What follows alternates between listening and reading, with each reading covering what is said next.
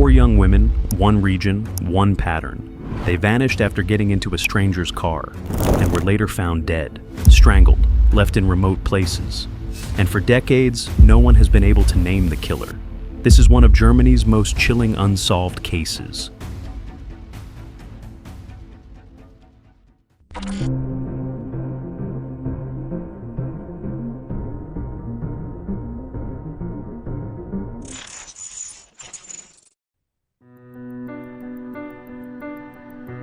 Setup.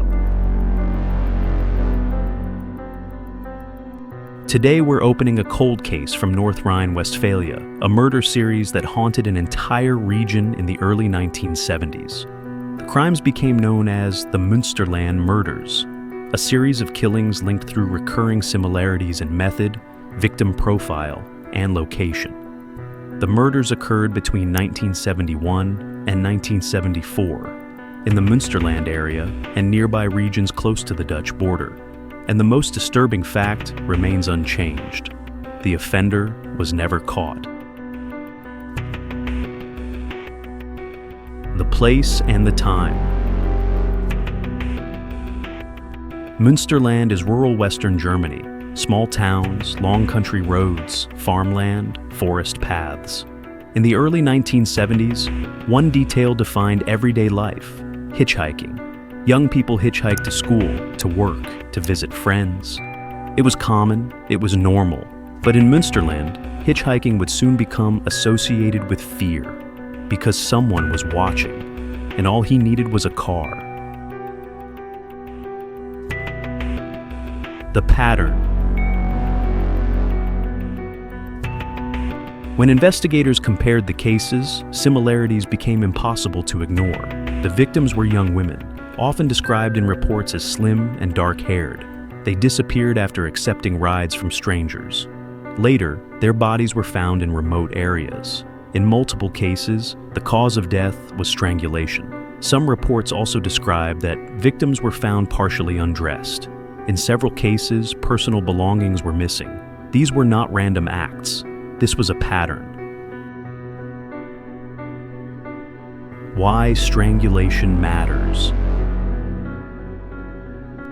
Strangulation is not impulsive. It requires proximity, time, control. This suggests the offender was not panicking. He was confident. In rural regions, confidence becomes invisible. A car door closes, a road disappears into trees, and no one hears anything. Case file: Edeltraud van Boxel, 1971. One of the most documented victims in this series is Edeltraud van Boxel. According to reports, she was 23 years old.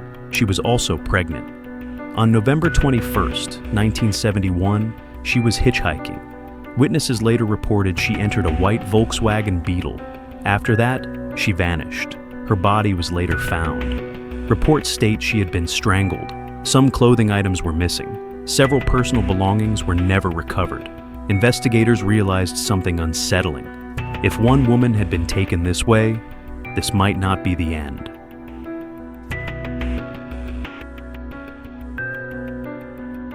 The other victims. The silence. Not every victim left behind a detailed record. 2 women connected to this series almost disappeared twice, once in life, and once in the investigation. Barbara Storm, 1972.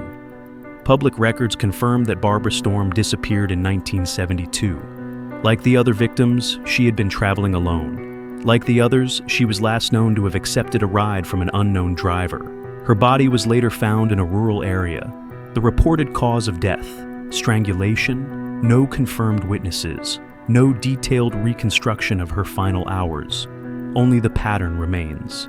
Marlies Hemmers, 1973. In 1973, another young woman vanished. Her name was Marlies Hemmers. Public information confirms she disappeared after hitchhiking. She was later found dead. Reports again indicate strangulation. No known final conversations. No detailed timeline. Just silence. The lack of information does not weaken these cases. It strengthens the pattern. A region in fear. By the mid-1970s, fear was no longer quiet. Parents warned daughters. Hitchhiking declined. Unknown cars drew attention. The murders were no longer seen as isolated tragedies. They were connected. The unknown offender became known in media as a hitchhiker killer, and he kept moving. Case file, Erika Kunze, 1974. Another victim widely connected to the series is Erika Kunze. According to reports, she was 22 years old. In 1974, she disappeared while hitchhiking. Later, a farmer reportedly discovered her body. She had been strangled. She was partially undressed. Personal items were missing. At this point, the pattern was undeniable. The investigation police investigated the murders, but the offender left little behind. No clear suspect, no confession, no arrest. The cases remained unsolved. The Münsterland murders were later discussed in German media and referenced in connection with Aktenzeichen XY Ungelöst, a television program known for generating public tips. Even then, no decisive breakthrough occurred. What we know.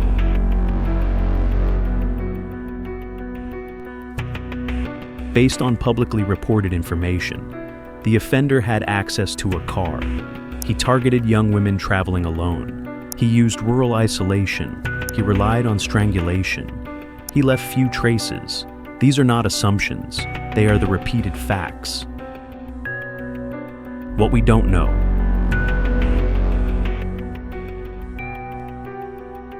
What comes next is theory, not confirmed fact. Some believe the offender lived locally. Others believe he traveled for work. Some believe he passed through the region. Without an arrest, none of this can be proven. Cold cases leave patterns, not faces. Why this still matters. The Münsterland murders happened more than 50 years ago. But cases like this do not disappear. Someone remembers something, a car, a man, a moment that felt wrong. The victims deserve justice. And the most unsettling thought remains, if the offender was never identified, he may have lived an ordinary life afterward. The Münsterland murders remain one of Germany's most haunting cold cases.